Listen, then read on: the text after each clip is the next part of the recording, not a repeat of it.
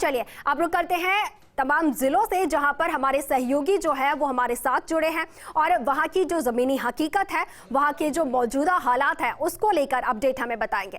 तो जोधपुर से हमारे सहयोगी राजीव गौड़ हमारे साथ जुड़ गए हैं, इसके साथ ही श्रीगंगानगर से सुनील सिहाग हमारे साथ है और अजमेर से शुभम जैन हमारे साथ जुड़ गए हैं। सबसे पहले रुक कर लेते हैं राजीव गौड़ का। राजीव, आप इस वक्त कहां पर मौजूद है और अगर जोधपुर के मौजूदा हालात की बात की जाए तो बिजली की फिलहाल यहाँ पर क्या कुछ हालात हैं? देखिए, इस वक्त हम जोधपुर के जो डिस्कॉम एमडी का कार्यालय है अविनाश सिंघवी का, उस कार्यालय में मौजूद हैं। और अगर बात जोधपुर की करें तो इस बिजली के संकट के दौर में ग्रामीण क्षेत्रों में एक घंटे की कटौती चल रही है। हालांकि जिला मुख्यालय को अभी फिलहाल नहीं छेड़ा गया, किसी प्रकार की तकलीफ नहीं है। लेकिन बात जोधपुर की करें तो जोधपुर में जो विंड एनर्जी और सौर और एनर्जी के माध्यम से विद्युत उत्पादन होता है, लेकिन जो कोयले से उत्पादन होता है उसके मुकाबले में उतना उत्पादन नहीं है। कि हमारे साथ में मंडल दत्त जोशी जो कि डिस्कॉम के कर्मचारी नेता है, वो हमारे साथ जुड़ा है। उनसे ये जानने की कोशिश करता है भाई ये संकट क्यों आया है। ये संकट वर्तमान में जो मोदी सरकार है उसकी गलत नीतियों की वजह से है। जो हमारा आवंटित कोटा है कोयले का वो हमें मिल नहीं रहा है। हमारी रिक्वायरमेंट है 12 रैक की, तो वो मिल रहे हैं हमें। जो एग्रीमेंट अभी हमारे माननीय ऊर्जा मंत्री जी जब दिल्ली गए थे तो उन्होंने 7 रैक पर वो देने के लिए सहमत हुए। मिल रहा है 3.5-4 रैक, और वो भी अभी वहाँ बारिश चल रही है तो उसी वजह से कोयला मिल नहीं रहा है।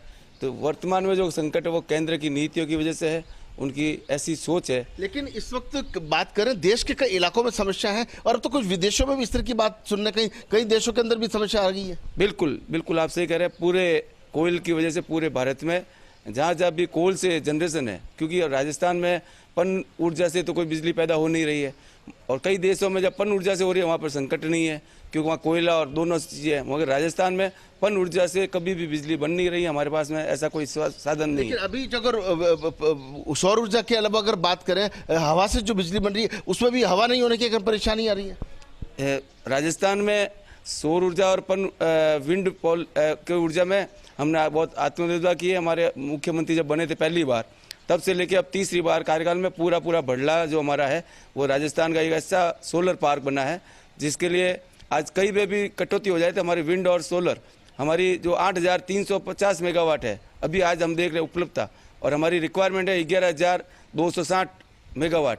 तो वो जो हमें बिजली मिल रही है, और कोयले के प्लांट बंद हो गए तो वो विंड और सोलर जी से ही मिल रही है। शॉर्ट में आप ये बताने की कोशिश करें कि अगर जोधपुर संभाग में हालत खराब होती है तो उस स्थिति निपटने के लिए हम क्या कर सकते हैं।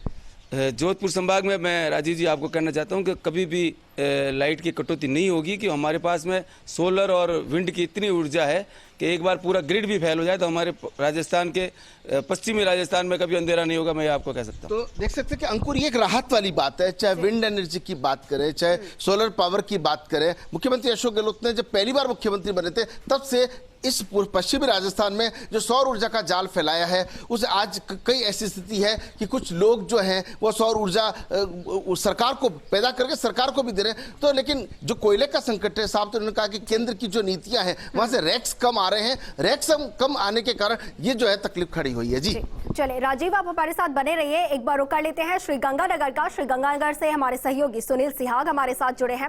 सुनील, देखिए सूरतगढ़ में जिस तरीके से बताया जा रहा है कि 5 जो यूनिट्स हैं वहां की थर्मल पावर प्लांट की वो बंद पड़ी है, तो ऐसे में क्या कुछ कारण रहे हैं इन पावर प्लांट्स के यूनिट्स के बंद होने के, और उसके बाद यूनिट के बंद होने के बाद वहां के श्रीगंगानगर के क्या कुछ हालात है, किस तरीके से वहां पर क्या बिजली कटौती हो रही है, लोगों को किस तरीके का सामना करना पड़ रहा है?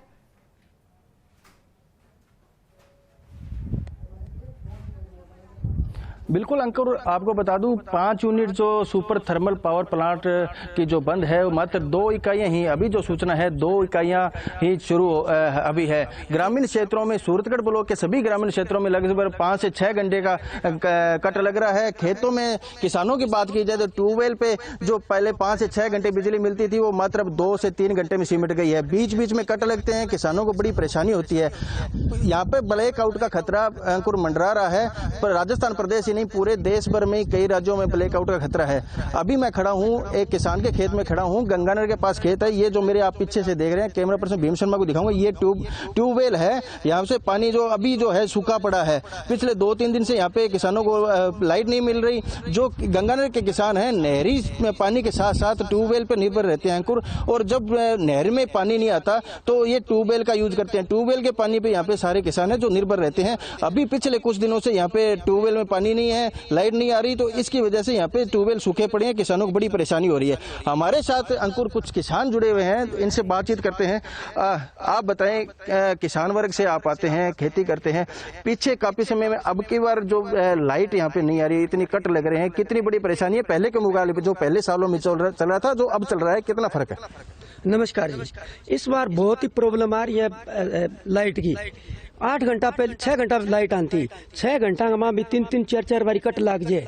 तो एक क्यारो पाना हुआ ना, अभी मैं 4-5 बारी, मैं 1 किलोमीटर मेरी ठेका जमीन लीडी है, भी ट्यूबवेल का 6 हिस्सेदार है, तो मारो 6 दिन नंबर आवे, वो दिन कई बार तो 1 घंटे लाइट आवे, तो पूरा किसान बहुत ही त्राईमान हो रही है। अगर यही हालात रहे हो तो किसान फैल है, क्यों बिजाई को समय, तो इन खातर बिजली विभाग को मेरो अनुरोध है, एक तो जो नोकल है ए जगह तार खम्मा ए तारा ढिली पड़ी है, कई बारी दरखत पड़ जाए और भी फिर पूरा का पूरा दिन चले जाओ तो किसान बर्बादी के कंगार पर है। बिल्कुल अंकुर ये हमारे साथ कुछ और भी किसान हैं, इनसे बातचीत करें। इनका कहना है कि मात्र 1 से 1.5 घंटे लाइट आती है, बीच में कट लगता है, किसानों को पानी ट्यूबवेल से मिल नहीं पाता, इसलिए किसानों की फसल है, जो आगामी फसल नरमे की फसल है और भी फसलें हैं जो बोनी है, इनको उनमें परेशानी खूब ज्यादा आएगी।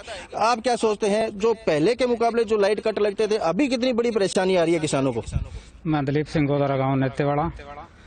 अभी तो परेशानी क्या आ रही है, सारी परेशानी है, लाइट का नाम ही नहीं है।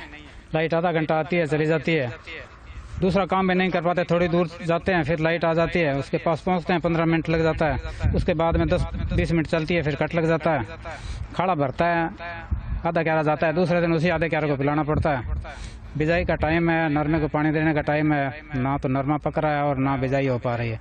अगर ऐसे ही हालात रहे तो आने वाली रबी की फसल पे पूरे संकट है। जब अधिकारियों से बात करते हैं वो कहते हैं पीछे से नहीं आ रही, पीछे से कह रहे हैं कि कोयला नहीं है थर्मल में। चलिए सुनील,